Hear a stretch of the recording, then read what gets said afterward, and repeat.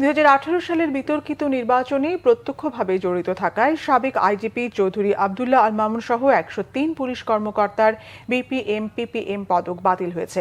রাষ্ট্রপতির আদেশক্রমে স্বরাষ্ট্র মন্ত্রণালয়ের এক প্রজ্ঞাপনে পদক প্রত্যাহার করা হয়েছে।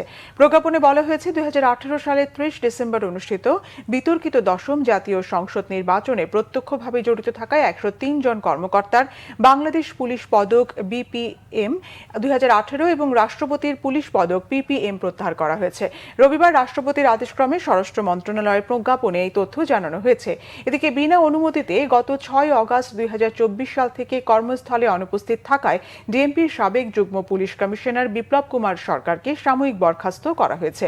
সোমবার স্বরাষ্ট্র মন্ত্রণালয়ের জননিরাপত্তা বিভাগ থেকে প্রজ্ঞাপনে এই তথ্য জানানো হয়।